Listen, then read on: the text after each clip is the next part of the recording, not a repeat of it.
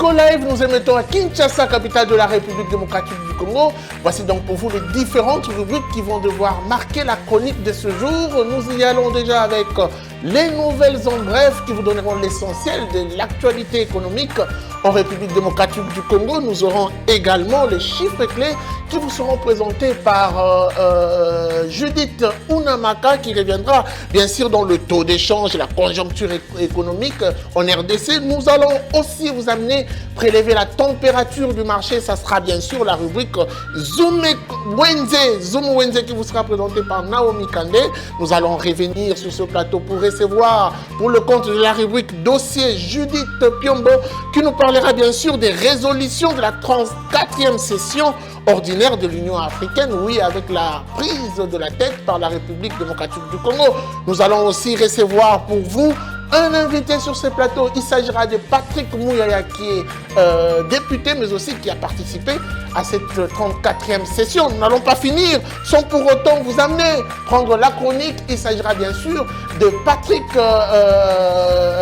notre expert éditorialiste qui nous parlera d'une question assez majeure. Il nous parlera des défis du guichet unique. Nous allons finir pour boucler la boucle avec le rendez-vous, les différents rendez-vous économiques, ça sera dans la rubrique agenda. Mais avant de nous quitter, une petite virgule, il s'agira de l'article 15. Tout de suite, les nouvelles en bref.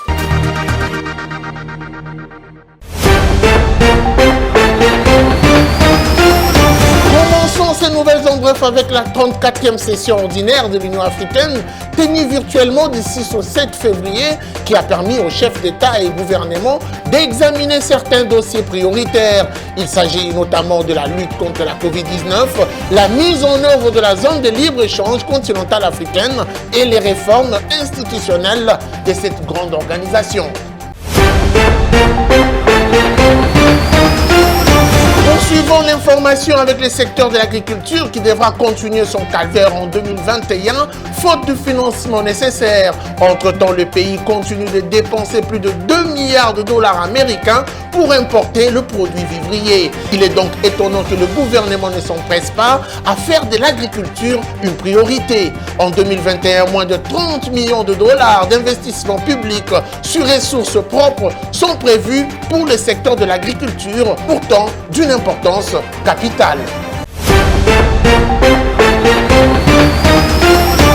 Information, il s'agit bien sûr des indices du FAO qui parlent du mois de février dernier où le prix des denrées alimentaires qui suit l'évolution du cours de 5 produits, céréales, huile, sucre, viande et produits laitiers, s'est établi à 113,3 points. Avec ces scores, ces niveaux se trouvent être le plus élevé atteint par les indicateurs depuis juillet 2014 et marque le 8e mois consécutif à la hausse, ce qui affirme le Fonds mondial pour l'alimentation FAO dans un communiqué publié le 14 février 2021.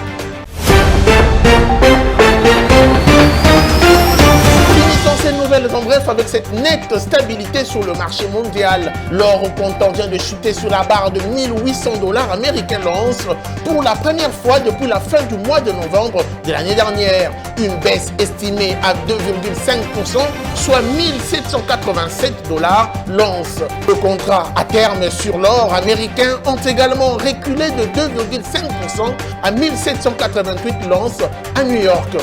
La même situation est également observée sur le marché de l'argent. Ça a toujours été pour nous un plaisir de vous savoir nombreux à nous suivre. Tout de suite, la première rubrique, les indicateurs et les chiffres clés. Pour le chiffre clé, nous recevons pour vous Judith Unamaka qui est déjà avec nous sur ce plateau. Avec elle, nous allons parler des taux d'échange et de la conjoncture économique, beaucoup plus des différents chiffres puisqu'il s'agit des chiffres clés. Judith Unamaka, bienvenue. Merci. Alors, de quoi est-il question aujourd'hui pour commencer?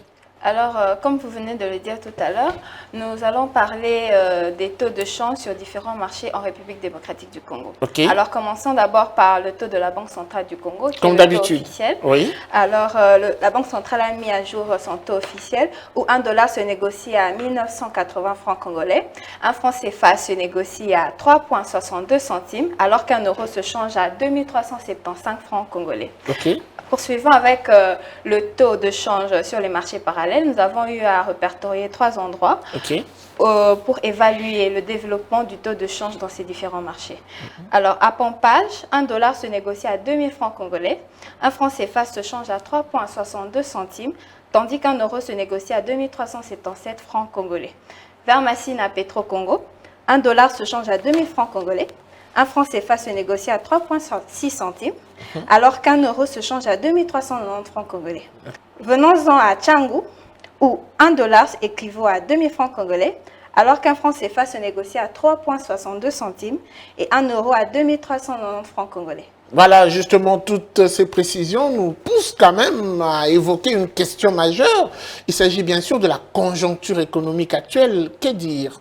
Alors, la conjoncture économique étant la situation de la stabilité monétaire d'un pays ou d'une capitale, en ce qui nous concerne, à la première semaine du mois de février 2021, l'inflation nationale de la semaine s'est établie à 0,090% contre 0,129% la semaine précédente et à 0,081% contre 0,099% une semaine plus tôt à Kinshasa. En cumul, l'inflation a atteint 0,457% au niveau national et 0,455% à Kinshasa. On doit le dire, Judith Unamaka, qu'il y a une autre question qui se pose sur l'inflation. Beaucoup ne savent pas quelles en sont les raisons. Qu'est-ce qui occasionnerait justement une inflation ?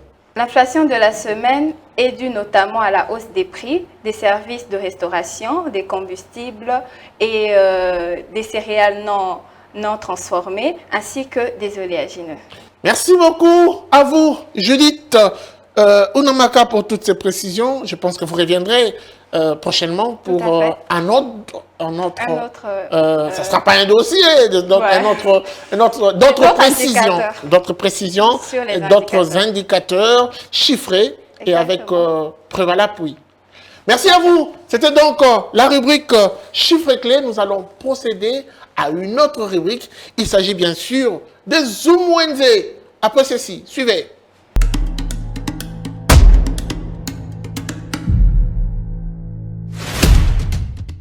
Bienvenue dans notre rubrique Zoom Wednesday qui vous met à jour sur le prix de produits du marché.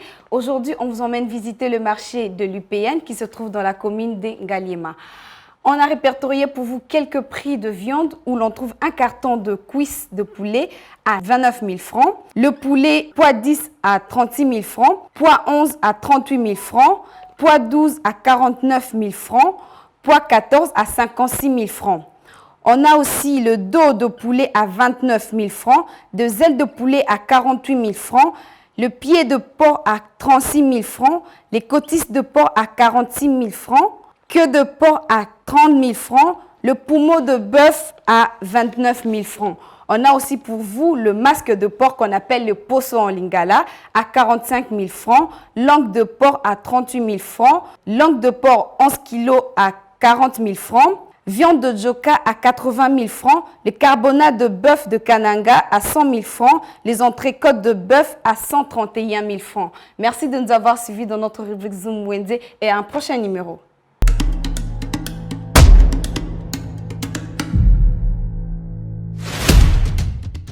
Que doit-on comprendre, que doit-on retenir de cette 34e plutôt session de l'Union africaine qui donne le commande à la République démocratique du Congo? Les dossiers du jour, tout de suite, après ceci. Les dossiers du jour, c'est avec elle, Judith Piambo. Elle est déjà avec nous, bienvenue. Merci. Alors, elle nous ramène un tout petit peu faire un périple pour comprendre la 34e session de l'Union africaine, puisque la RDC a pris la tête. De quoi était-il question à travers ce grand forum?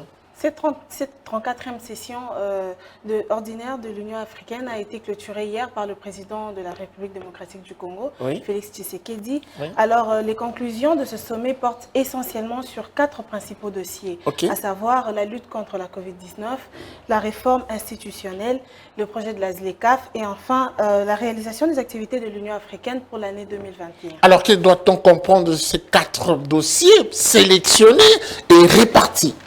Ok, déjà pour la lutte contre la Covid-19, c'est un sujet qui a frappé le monde entier, particulièrement aussi l'Afrique. Mais il y a une bonne nouvelle puisque pendant cette session ordinaire, il n'y a pas eu les chefs d'État ne se sont pas concertés seulement pour examiner le sujet, mais ils ont aussi mis en œuvre une stratégie pour renforcer les fonds africains de Covid et aussi pour une plateforme d'acquisition matérielle, d'accélération des tests Covid-19. Okay. Et aussi pour la réforme institutionnelle, les chefs d'État se sont penchés sur le rapport intérimaire portant sur la réforme de l'institution de l'Union africaine qui a été présenté par le président rwandais Paul Kagame. Oui.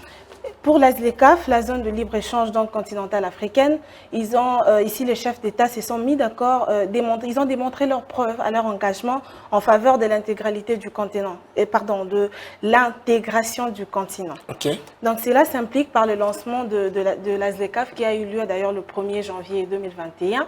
Et c'est vraiment un sujet à louer puisqu'il y aura la facilitation du commerce intra-africain et aussi le développement de la richesse qui sera beaucoup plus facile parce qu'il y a certains pays africains qui sont vraiment pauvres, ça va les aider puisqu'ils veulent bien investir dans tel ou tel autre commerce, mais ils sont butés à des taxes douanières ou des tarifs douaniers, si je peux dire. Ça sera beaucoup plus facile avec la ZLECAf. Ensuite, pour finir, la réalisation des activités de l'Union africaine pour l'année 2021 qui vont se focaliser sur le thème axé sur art, culture et patrimoine. Voilà. Merci beaucoup. Nous allons donc suivre ces dossiers que nous ramène Judith Piombo qui nous retrace un peu les 4 points principaux qui ont été abordés à la 34e session de l'Union africaine. Tout de suite, suivant. C'est désormais lui, Félix-Antoine Tshisekedi Tshilombo, président de la RDC, qui prend la tête de l'Union africaine pour un mandat d'1 an. C'est vraiment une grande fierté pour nous de faire partie, c'est historique, et d'être là présent, témoin d'un événement historique aussi de si grande importance. Son discours de circonstance était axé sur plusieurs dossiers. D'abord, le dossier Covid-19. Ensuite, le dossier ZLECAf. Il aura la tâche de mener à la fois l'accomplissement de la réforme de l'Union, mais aussi le lancement de la zone de libre-échange, dont les opérations commerciales ont démarré le 1er janvier de cette année, et la réponse commune du continent africain à la pandémie Covid-19, non seulement pour faire face à la deuxième vague, mais surtout dans la phase importante dans laquelle le monde est entré, c'est-à-dire le vaccin. Le vaccin qui nous a beaucoup attiré aussi, notre attention particulière, c'est sur pour les recherches ultérieures. Nous, les Africains, on ne doit pas être pendus toujours sur la ceinture des Occidentaux. À l'avenir, il faudrait que nos scientifiques, nos chercheurs, puissent arriver à trouver des remèdes, nos propres vaccins, nos propres médicaments pour les épidémies ultérieures. Et enfin, le dossier de réforme institutionnelle est le thème de l'année 2021. Je me réjouis aussi du fait que pendant la passation, le président Ramaphosa a donné des avancées par rapport aux droits des femmes qu'il a passé à son homologue, le président Félix Tshisekedi Tshilombo, qui va maintenant prendre les rênes de l'Union africaine. Et dans le discours du président, il a commencé par dire que les femmes et les jeunes doivent participer effectivement pour le développement durable de l'Afrique. Cette prise de pouvoir du président Tshisekedi a été saluée par certains observateurs congolais au pays et même la population. Nous sommes un grand pays qui a beaucoup à donner économiquement, qui a beaucoup à donner écologiquement, et que cette place, depuis plusieurs années, par manque de la stabilité, par manque de la paix, par manque de la diplomatie anticipative, le Congo avait plutôt perdu sa place, et qu'aujourd'hui nous revoir sur cet aspect des choses, c'est une fierté. Son mandat sera focus sur une Union africaine au service des peuples, dixit Félix Tshisekedi.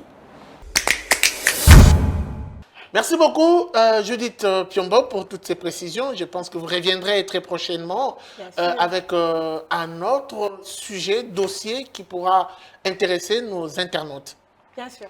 Merci beaucoup. Et donc, nous allons poursuivre pour prendre le prochain qui sera sur ce plateau.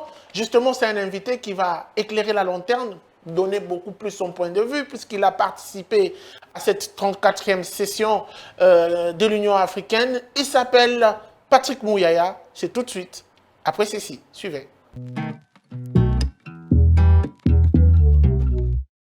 Nous l'avons annoncé sur ce plateau, Patrick Mouyaya, qui est député, est notre invité. Nous allons aborder avec lui cette question d'actualité. On parle de la 34e session de l'Union africaine. Il revient fraîchement de ce pays qui a organisé ses assises, on doit le dire. La RDC prend les commandes. Patrick Mouyaya, bienvenue. Merci. Alors pour commencer, merci beaucoup. Pour commencer, la RDC aujourd'hui est à la tête de l'Union africaine.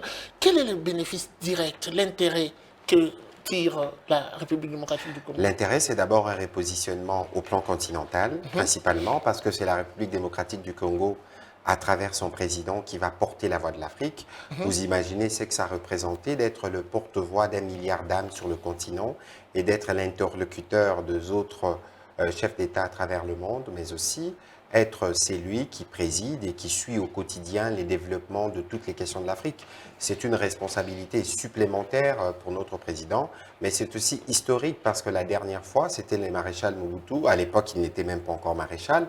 En 67, ça fait 54 ans. Aujourd'hui, la RDC trône sur l'Afrique. C'est une occasion non seulement de fierté, mais c'est une occasion des repositionnements du pays. C'est aussi une occasion qui s'offre à nous, Congolais, dans notre globalité, de démontrer ce que nous pouvons faire pour les autres.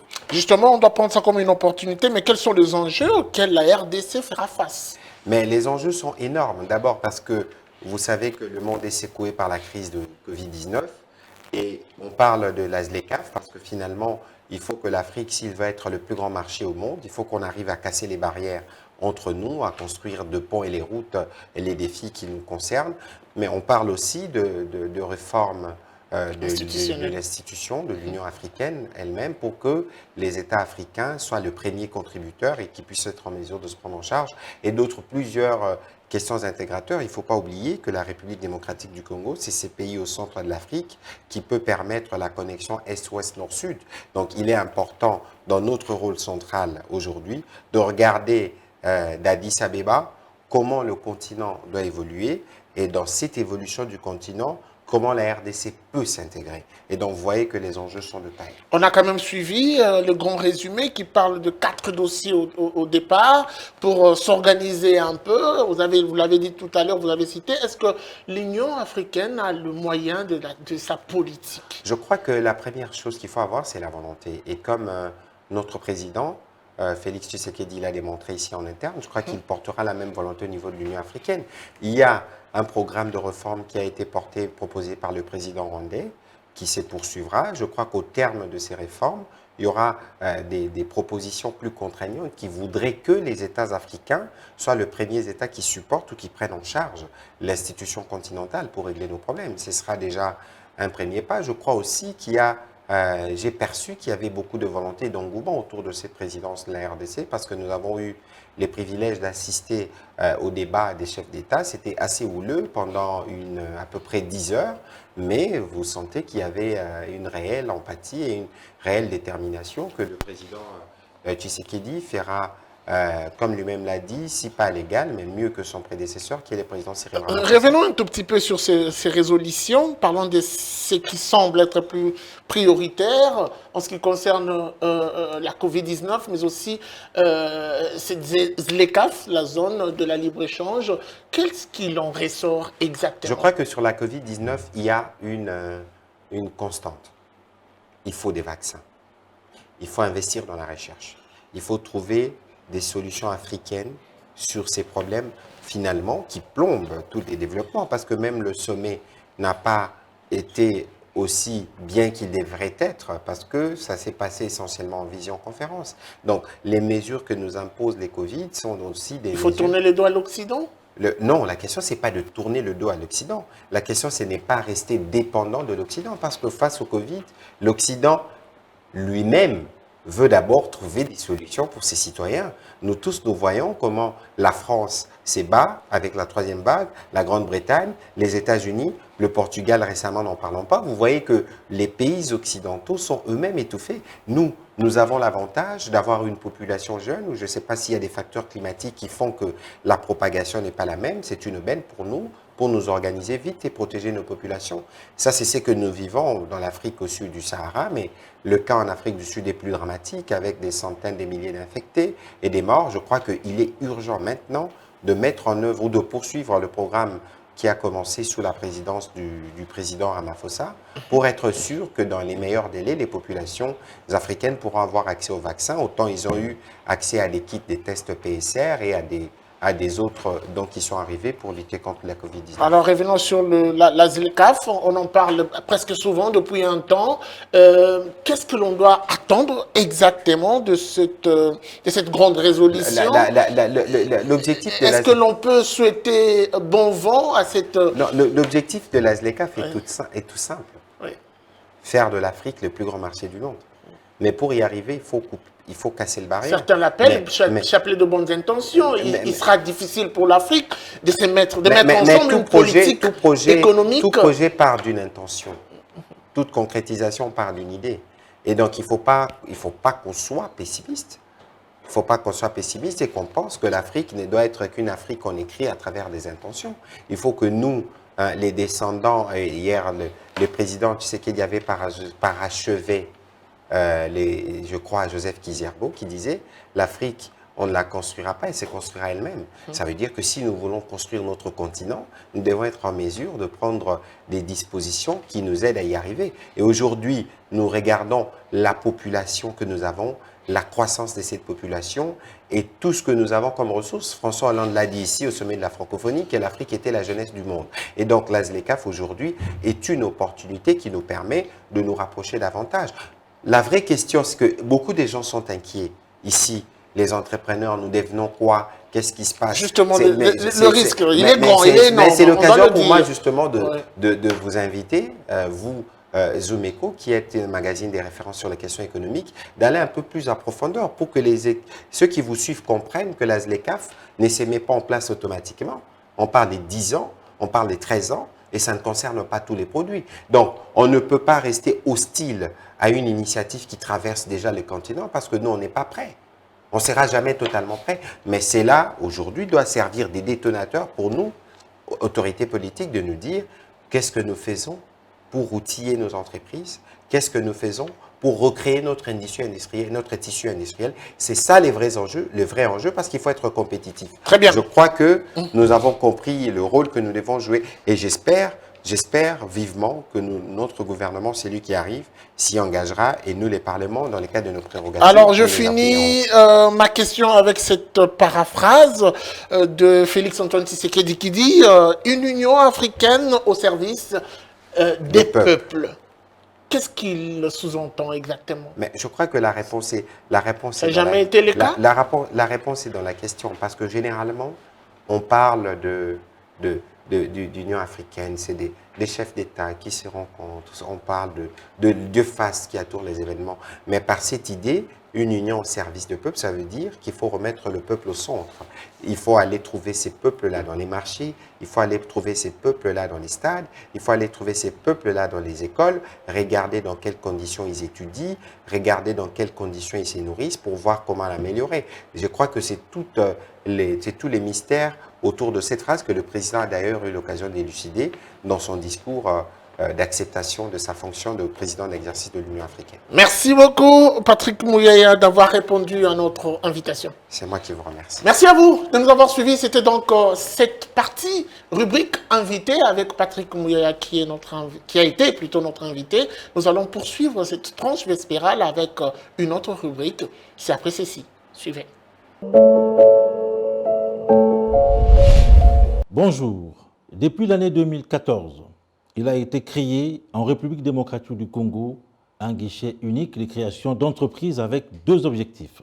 L'abréviation des délais d'obtention des documents de création d'entreprise et la réduction du coût de cette procédure.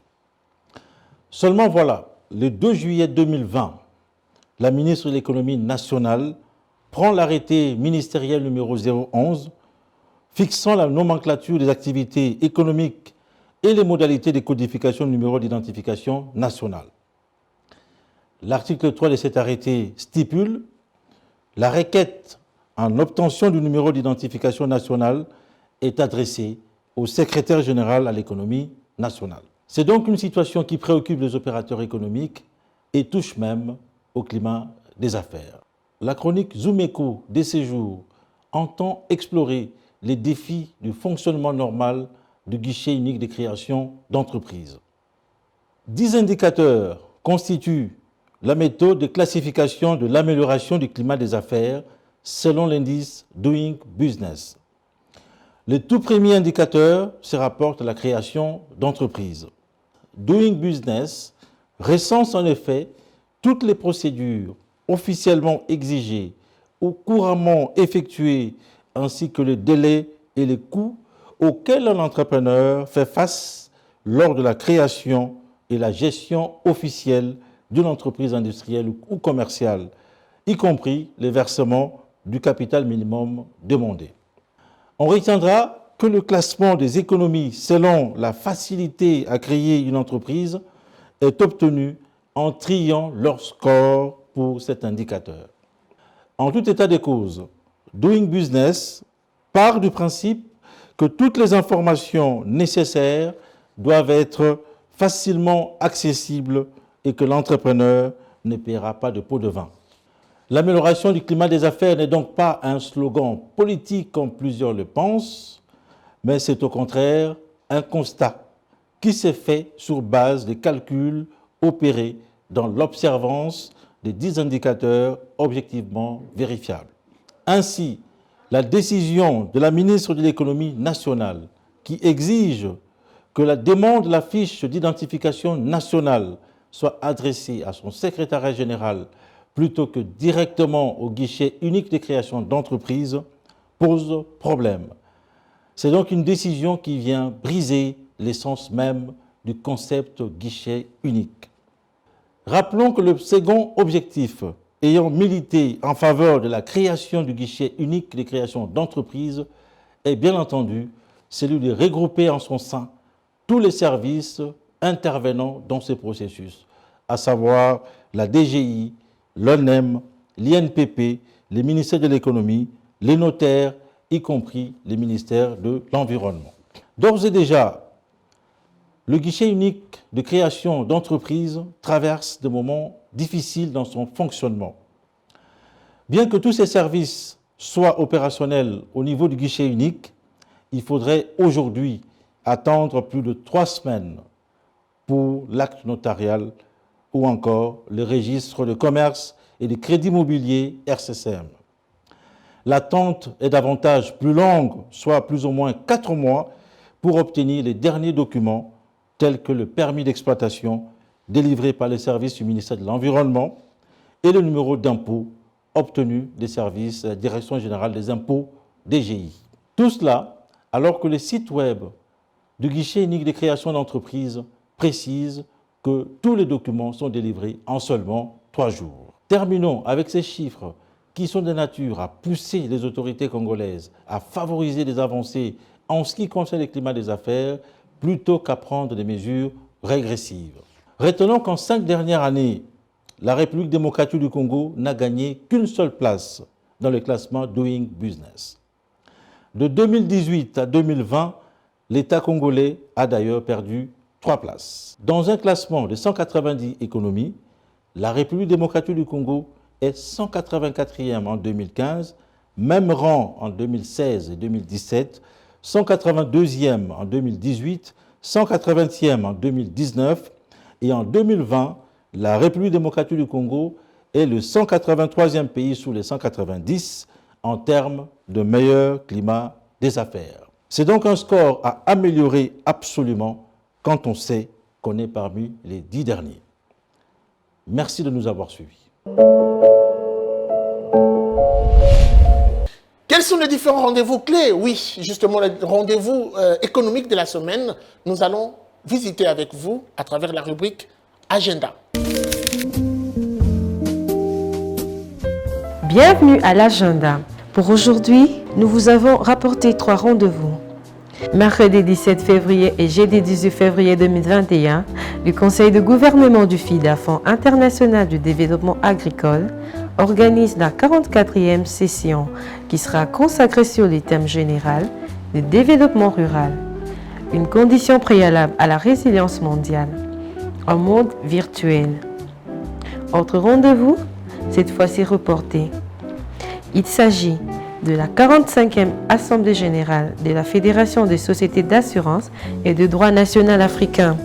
Cependant, l'Assemblée générale ordinaire se tiendra entre la dernière semaine du mois de février et la première semaine du mois de mars 2021, qui sera conduite par les Gabonais César et Komi Afen en mode virtuel. Pour en finir aujourd'hui, le ministère des Finances de la République démocratique du Congo annonce son prochain rendez-vous d'adjudication de bons de trésor ce mardi 9 février 2021. Et voilà pour aujourd'hui, on se retrouve à la prochaine.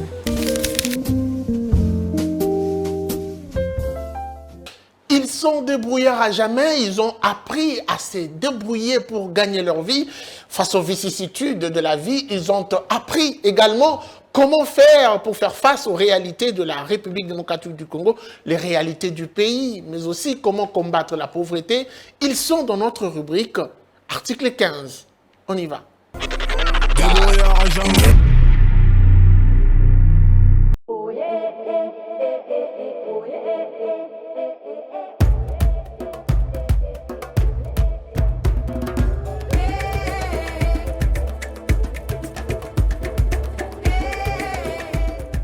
Je m'appelle Madame Lydia Sambay, je suis styliste modéliste de formation et évidemment professionnelle. Je suis aussi assistante à l'ISAM Kinshasa et entrepreneur culturel. Ce domaine, je l'ai embrassé depuis les années 2000 et surtout à la fin de mes études en 2003. C'est en ce moment que j'ai commencé à exercer ce pourquoi j'ai étudié, mais de manière professionnelle. C'est-à-dire avec un établi comme celui-ci, avec des collaborateurs. C'est vraiment depuis 2015 que j'ai créé les ateliers de design.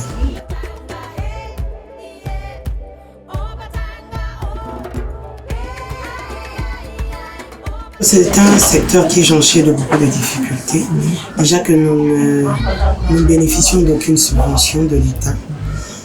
Il suffit que vous créez votre petit établi, vous verrez comment les tracasseries seront légion. Hein? Donc il y a les tracasseries normales et les tracasseries qui sont vraiment du ressort de l'embêtement. Il faut le dire comme ça. Donc en termes de difficultés, c'est surtout à ce niveau des tracasseries. Deuxièmement, vous avez la difficulté de courant qui gêne énormément parce que c'est pas évident de tomber dans un lieu où le courant est 100% présent et ça crée des fois des difficultés quand il faut livrer les vêtements auprès des clients.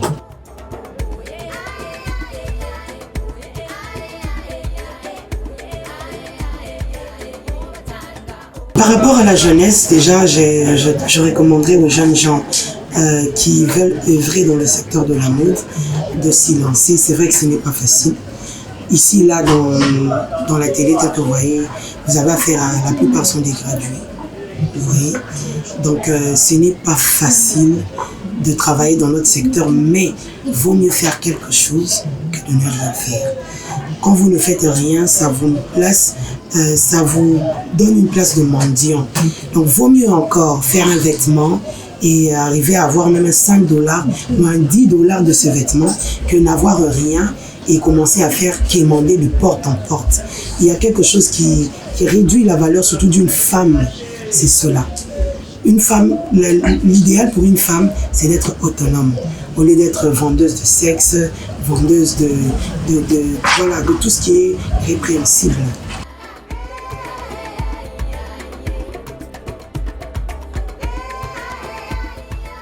Notre gros souci est que l'État puisse s'intéresser réellement à ce secteur, qui peut être générateur de revenus, qui peut générer ne fût-ce que quelque chose sur le PIB et des emplois, justement. Regardez ailleurs, l'industrie de la mode est généralement liée à l'industrie du luxe.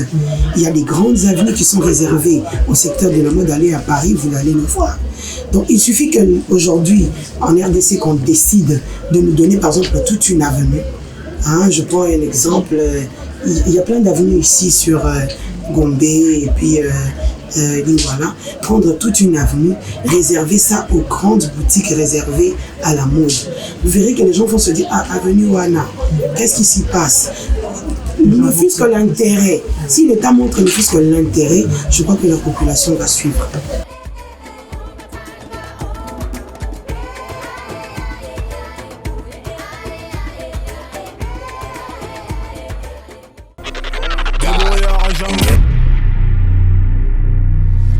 Merci de nous avoir suivis. La suite, ça sera sans doute au prochain numéro avec le même plaisir. Vivez heureux, vivez sans temps. Au revoir et à très vite.